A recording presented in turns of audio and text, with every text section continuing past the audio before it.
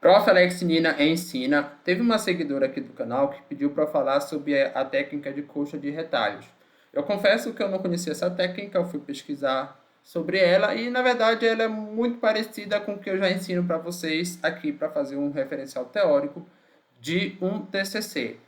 Basicamente, pessoal, é assim, é recomendado, segundo essa técnica, você escrever cerca de 50 parágrafos no referencial teórico. E como é que você faz isso? Você vai selecionar e ler 5 trabalhos temáticos. Esse termo trabalhos temáticos sou eu que adoto, tá? Tem um vídeo que explica como você faz o TCC completamente, eu uso esse termo, trabalhos temáticos, que são trabalhos cujos os temas estão associados àqueles temas que você quer explorar no referencial teórico. Eu vou fazer com 2 trabalhos aqui para mostrar na prática como é que isso é feito, tá? Depois que você seleciona 5, em média você vai tentar extrair 10 parágrafos desse referencial teórico para cada um desses artigos. Essa é a média. Pode ser que um artigo que você acha mais interessante você extraia 12, outro extraia 8, enfim. O objetivo é que você tenha 50 parágrafos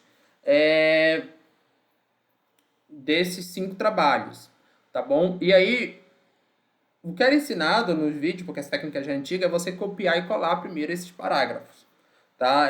Sem modificar eles. E esses parágrafos não precisam ser sequenciais, então você está lá vendo o trabalho, aí você não precisa colocar os 10, sei lá, 10 primeiros parágrafos, ou do quinto ao 14º, ou acontece, tá? Do 5 ao 14, se vocês contarem, vão dar 10 parágrafos. Não, você pode colocar assim, sei lá, os 3 primeiros e depois ali no meio mais 7. Ou então mais 4 no meio, mais 3 de lá para o final. Geralmente são parágrafos do referencial teórico desse artigo. Tá? Não necessariamente vão ser parágrafos ali da introdução, dificilmente pode ser que seja dos resultados. Aí você vai citar e referenciar citações do trabalho, né? E citar também trabalhos temáticos. Deixa eu primeiro fazer para depois falar um pouco sobre isso. Então vamos fazer na prática aqui. Eu peguei 2 trabalhos, tá? Um aqui é um trabalho recente, os 2 falam sobre gastos públicos. E outro é um trabalho de 2020 que é um trabalho meu, tá? Então, eu vou pegar esse. O que a técnica ensina é que não pode ser uma sequência, é que não é recomendável ser uma sequência de parágrafos. Mas eu vou fazer isso. Também não é bom que você coloque citação direta, mas nesse caso é uma citação direta de um artigo de uma lei. Então, não tem muito como mudar isso aqui. Eu vou colocar aqui, ó. Pronto. E eu vou colocar também. Isso aqui é o primeiro parágrafo. Digamos que esse aqui foi Digamos que aqui tivesse, sei lá, 10 parágrafos aqui, eu tivesse pegado de parte diferente desse artigo. E aqui eu vou pegar também desse outro artigo. Vou pegar tudo isso aqui. Até aqui. E assim eu faria com 5 artigos até chegar em 10. Depois, até chegar em 50 parágrafos, tá? Isso. Será 10 parágrafos por artigo. Nem sempre quando você copia de um PDF ele vem correto. Aqui no caso ele lê cada linha como um parágrafo. Então por isso que ele está fazendo isso aqui. Eu vou fazer o seguinte. Eu vou copiar tudo isso aqui. Geralmente os vídeos que falam sobre essa técnica são mais antigos. E aí eles não têm inteligência artificial. Vou usar aqui o Copilot. E vou pedir para ele reescrever. Sempre vocês deixam no mais preciso, tá? Reescreva. 2 pontos. E ele vai reescrever. Tá? O legal de usar o Copilot é que esse erro aqui, por exemplo, esse problema aqui ele consegue ler tudinho e escrever um texto sem estar nesse problema. E ele começa a escrever. Vai demorar um pouco, porque é bem longo e também não é bom ficar saindo do Copilot. Mas deixa eu falar para vocês a respeito de citação e citação. O que é que a técnica ensina? Quando você está... A técnica, na verdade, ela existe antes da inteligência artificial. Então, ela ensinava você a parafrasear os parágrafos do retalho que você pegou, de cada artigo. Aqui a inteligência artificial eu ensino a você não usar ela diretamente. Por quê? Você vai fazer isso aqui que eu estou fazendo, mas depois vai ainda parafrasear. Tá? Porque se você só deixar assim, do jeito que ele der para você aqui, você corre sério risco de ser detectado como plágio, principalmente no futuro. E hoje já tem ferramentas sobre isso, mas a ideia é que elas aprimorem o texto com inteligência artificial vai ser detectado, tá? Então, o que eu recomendo é que vocês parafraseiem mesmo o texto do Copilot ou qualquer inteligência artificial. Mas, por exemplo, aqui tem uma citação do Kramer, aqui 2001. E aí, o que o pessoal que defende a custo de retalho recomenda é que você deixe essa citação e lá no artigo original vai ter a referência. Aí você só copia a referência para o seu trabalho. Claro que nem sempre está em ABNT. Aí você vai ter que colocar na norma de ABNT. Aqui no canal tem vários. Por exemplo, aqui, ó. Eu já sei que não vai estar em ABNT, porque ele está colocando APA aqui. Tá? Se bem que o próprio Copilot coloca a APA, que é a formato de citação norte-americano. Então ele está fazendo aí outra regra que ele diz é o seguinte: quando você tem um parágrafo que não tem citação, aí você pode citar o seu trabalho temático. Eu vou copiar aqui, tá? E aí eu já vou colar no lugar desse aqui. Eita, deixa eu ver aqui se ele copiou corretamente. Se ele copiou corretamente, era para ele vir aqui, para copiar, tá, copiado, colar, agora sim. Ele copiou corretamente, tá? Às vezes vem no estilo texto, tá no estilo normal. Eu sempre uso o estilo texto aqui, eu ensino no canal vocês a usarem o estilo texto, que é um estilo do meu modelo aqui, tá? Já deixa no padrão adequado. Então, por exemplo, esse parágrafo aqui, ele está sem nada. O que eu já vi aí, que o pessoal do próprio YouTube recomendando, é que você pode vir e citar, por exemplo, esse aqui é o Broyet. O ano é 2023. Então, para os parágrafos que não estão sem nada, você cita esse autor aqui, Broyet 2023, ou seja, o seu próprio trabalho temático que você está adotando na coxa de retalhos.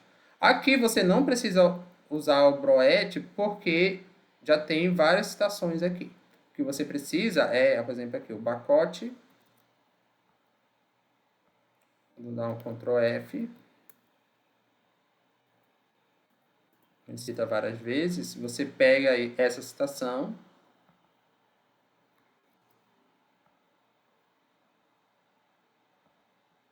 e coloca nas suas referências. Aqui nas referências. Claro, depois você vai formatar conforme as normas da ABNT. Isso aqui, que não está em ABNT, está em APA. Foi um artigo que a revista pedia em APA. Eu acho que não necessariamente você deve deixar de citar o trabalho temático. Por quê?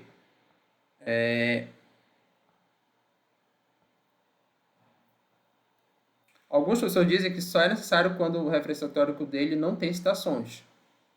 Eu discordo, tá? Você pode usar citar o trabalho temático mesmo no parágrafo que já tem citações. Tá? Agora, de fato, não é necessário, mas você pode fazer, porque o fato de ter uma citação não quer dizer que o autor não é a fonte original daquele parágrafo. O que é que eu quero dizer com isso? Você pode ler vários livros e vários artigos e escrever um parágrafo baseado nesses vários artigos. O que é que você faz? Você faz a citação indireta desses artigos, mas aquele parágrafo que você associou esses artigos, ele é seu. Então, se alguém for pegar esse parágrafo e parafrasear, ele vai ter que citar você, e não os trabalhos que você leu para criar aquele parágrafo ou aquela ideia. Por isso que não necessariamente você é obrigado a citar os mesmos autores que ele citou. Se for uma citação indireta, você pode, por exemplo, poderia tirar todas essas citações daqui e colocar só a citação do autor original, que teoricamente é o autor que você leu. Eu já vou entrar nesse ponto, se eu devo citar autores que eu não li, porque aqui todos esses, se você seguir essa estratégia, você não leu.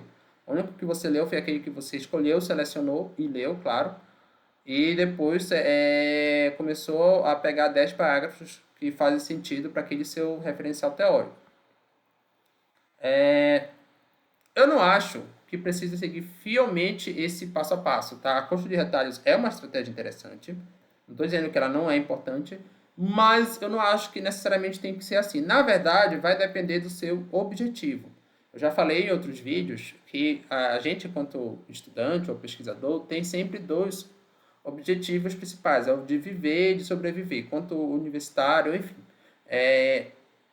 Tem disciplinas que a gente só quer sobreviver, só quer passar. E tem outras que a gente precisa viver e precisa aprender. Eu acho que as pessoas que criticam a inteligência artificial, elas não entenderam essa diferença, porque a inteligência artificial vai servir para fazer coisa que a gente não quer fazer, mas a gente é obrigado. E sempre na história da humanidade isso aconteceu. Por exemplo, se eu quiser ir de Alagoas para onde eu moro hoje, para lá para o Pará, onde eu nasci. Eu posso ir andando. Posso ir andando? Posso. Eu quero isso. Imagina que eu tenho uma férias prolongada. Eu resolvo ir andando. Eu poderia resolver isso, mas eu não quero. Então, eu vou usar uma tecnologia como o avião para chegar mais rápido lá no Pará. Então, a tecnologia sempre vai nesse sentido, tá? De poupar a gente de fazer coisas que a gente não quer. Então, tem vezes que a gente está na academia e a gente simplesmente não está com tanta vontade, até porque você tem várias disciplinas e você já chegou no momento de saber que aquela disciplina nem é tão importante. Então, quando for esse caso de sobrevivência, pode ser que até um trabalho dessa tua coxa de retalho resolva. O professor passou um trabalho lá sobre o tema gastos públicos ambientais. Aí você encontrou um trabalho muito bom. Digamos que foi esse meu trabalho aqui, que você gostou muito. Aí você pega e usa essa estratégia de pegar só ele mesmo, tá? Se ele estiver muito bom, modifica primeiro no Copilot, depois com suas próprias palavras, sempre faço com suas próprias palavras, tá? E aí, um trabalho bom e recente, claro, geralmente o trabalho recente, geralmente se pede um trabalho recente, a não ser que seja sobre uma literatura clássica ou algo do tipo.